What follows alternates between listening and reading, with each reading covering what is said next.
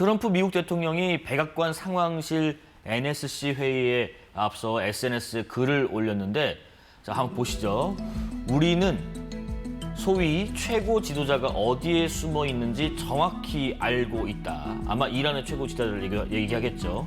우리는 적어도 지금은 그를 제거하지 않을 것이다. 근데 여기서 영문 표기를 테이크아웃 뒤에 키를 하나 더 붙였습니다. 그러니까 살해, 테이크아웃이라면 살해를 의미한다는 설명을 또 덧붙이기도 했는데 인내심이 점점 줄고 있다. 이렇게 언급을 했습니다.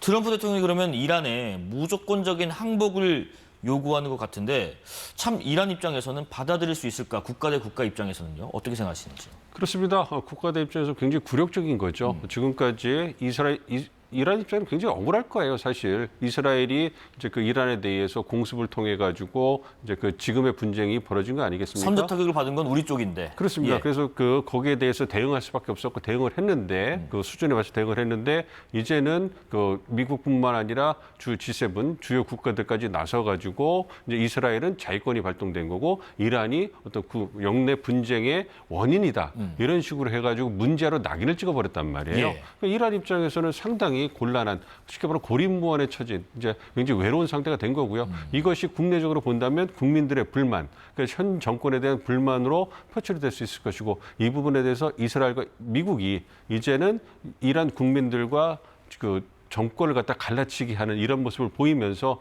국내적으로 혼란을 조장하는 인지전의 양상까지 보이고 있습니다. 그렇기 때문에 이란으로서는 좀 결사항전을 얘기하고 있지만 선택지가 많지 않을 거예요. 그렇기 때문에 네. 아무래도 지금은 결사항전을 얘기하고서 무력으로 대응하는 이런 그 선택지를 선택하겠지만 그 뒤로 미국과 이스라엘과 어떤 협상을 통해 가지고 출구를 모색하려는 이런 모습을 보일 가능성도 굉장히 크기 때문에 네. 그 얘기는 이란이 한동안 이제 이 말씀드린 시나리오대로 어떤 상황이 전개가 된다면 이란의 영내 세력이 굉장히 축소되고 이스라엘과 사우디가 영내의 주요한 행위자로서 미국과 굉장히 친미 정권들이 들어와 있잖아요. 그렇기 때문에 미국의 영향력이 안정적으로 유지될 수 있는 토대가 만들어질 수 있고 트럼프 대통령의 말을 빌린다면 항구적인 영내 평화에 가 정착될 수 있는 토대가 마련된다. 이러한 상황이 발생할 가능성도 배제할 수가 없는 상황입니다. 그러면 앞선 그 SNS 언급을 보면 우리는 언제든지 어느 때든 어느 곳에 있는지 알기 때문에 할 수 있어라는 신호를 지금 준 건데 근데 좀 돌이켜 보면은 트럼프 대통령이 이제 공약으로 중동 전쟁에 미국이 끌려 들어가지 않을 것이다라고 했었는데 입장이 좀 바뀐 이유는 뭐라고 보시는지요? 아무래도 여러 가지 요인이 있겠습니다만 현재 이스라엘과 이란을 둘러싼 상황이 급격하게 변화해서 이스라엘에게 굉장히 우호적으로 변했기 때문에 이런 상황이라면 이스라엘을 도와서 이란을 군사적으로 제압을 한다면 손쉽게 네. 미국의 이익을 담보할 수 있을 거라는 판단을 쓴 것 같습니다. 즉 지난 그 이스라엘 하마스 분쟁 전쟁부터 시작해가지고 이제 이스라엘을 이란을 지지했던 저항의 축이라고 했던 헤즈볼라라든지 이제 하마스 그리고 시리아 정권까지도 이제 굉장히 세력을 잃지 않았습니까? 여기에다가 지난 4월과 10월에 이란과 이스라엘의 어떤 공습을 통해 가지고 이란 내 방공망이라든지 미사일 역량이 굉장히 떨어져 있어요. 그러니까 군사적 역량이 대내외적으로 상당히 축소된 상황을 이란이 갖고 있는데 이번에 이스라엘이 굉장히 기민한 그리고 어떤 창의적인 그 군사적인 작전을 통해 가지고 이란을 압박했단 말이에요. 이 부분에 대해서 트럼프 대통령이 판단했을 때 이스라엘에게 전황이 굉장히 유리한 상황이다. 그렇다면 조금만 더 힘을 실어준다면 이란 문제를 근본적으로 해결할 가능성이 매우 크다. 이렇기 때문에 어떤 개입하지 않겠다는 원래의 입장에서 선회해가지고 적극적으로 개입할 가능성이 있습니다. 그래서 지금 예.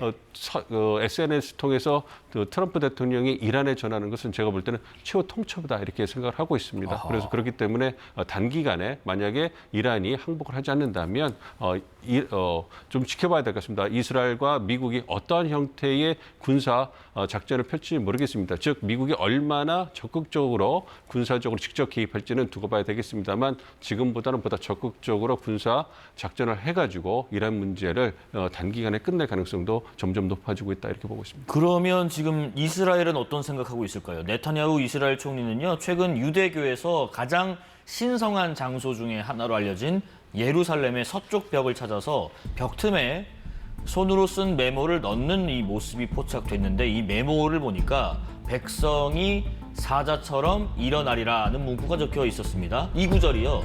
이 백성이 암사자와 같이 일어나고 숫사자와 같이 일어나서 움킨 것을 먹으며 죽인 피를 마시기 전에는 눕지 아니하리다라고 적힌 구약 성경의 구절 일부라고 하는데 이스라엘이 종종 군사작전 명칭이나 자국의 어떤 군사작전을 정당화할 때 성경을 좀 인용하거나 성경 표현을 좀 쓴다고 하더라고요.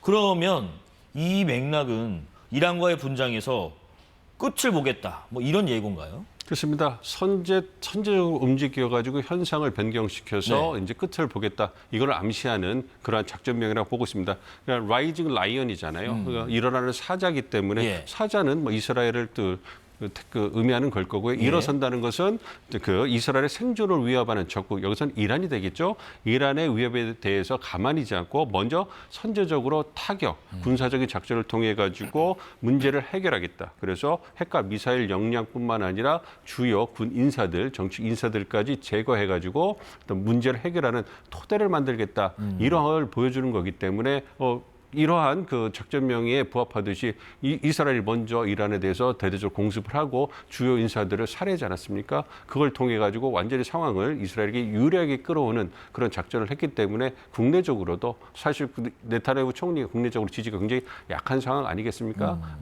그러한 국내적인 약한 지지를 전환시킬 수 있는 완전히 반전을 이끌어낼 수 있는 이런 이번에는 군사 작전이 아니었나 이렇게 보고 있습니다. 예. 근데 이스라엘도 지금 뭐 사실상 핵무기 보유국으로 알려지고 있는데 이란은 NPT 핵 확산 협약의 서명국이지만 이스라엘은 또 그렇지 않고 그러다 보니까 미국을 포함한 이 서방이 좀 이스라엘 문제 삼지 않는 것이 좀 편향된 거 아니냐 하는데 어떤 정당성이 있나요? 그 부분에 대해서는 미국과 이스라엘 서방 국가들이 자유롭지 못하다고 생각을 하고 있습니다. 굉장히 이란 쪽에서는 불편한 그런 입장이고 미국이라든지 서방 국가들도 이러한 지적에 대해서는 어떤 그 부인하기 어려운 불편한 부분이 있다고 좀 생각을 하고 있습니다.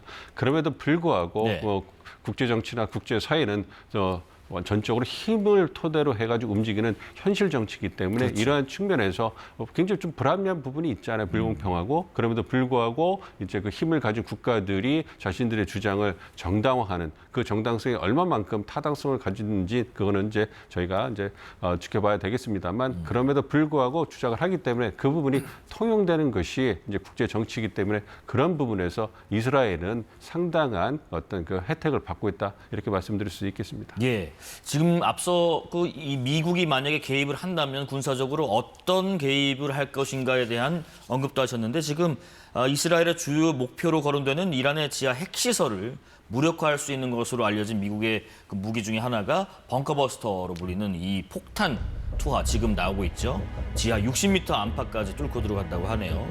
근데 이거를 검토 중인 것으로 알려졌다고 했는데 네타냐후가 4월에 이걸 좀 지원해달라 했을 때는 거절했는데 과연 이번에는 어떻게 할까 싶어요.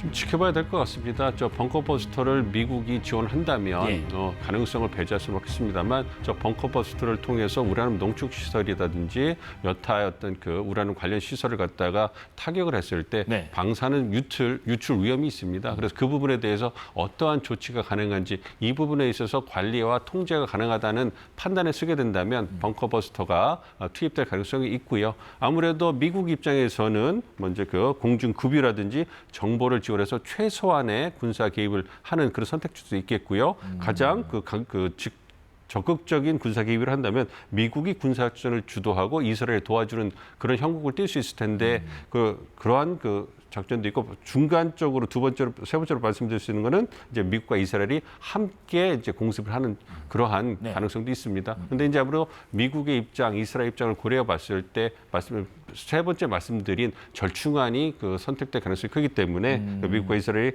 핵실을 함께 공습하는 만약에 말씀드렸던 방사능 유출 이런 부분에 대해서 통제가 가능하다는 판단이 서게 된다면 그렇다면 말씀드린 말씀해주신 벙커버스터를 쓸 수 있는 B-52나 B-52 폭격기가 동원이 돼가지고 네네. 이제 그 폭격을 하면서 거기를 이스라엘 공군이 이제 호위하면서 작전을 수행하는 그러한 모습을 보여주면서 미국이 보다 적극적으로 문제 해결에 나서면서 나중에 크레딧을 찾아가려고 하는 어떤 모습을 보여주지 않을까 이렇게 예상을 하고 있습니다. 네. 마지막으로요. 지금 중동 분쟁이 뭐 먼 나라 이야기가 아닌 것이 해당 지역에 뭐 우리나라가 투자한 기업들의 피해도 있을 수 있고 여러 가지가 있는데 우리 경제에 어떤 영향을 줄까 싶습니다.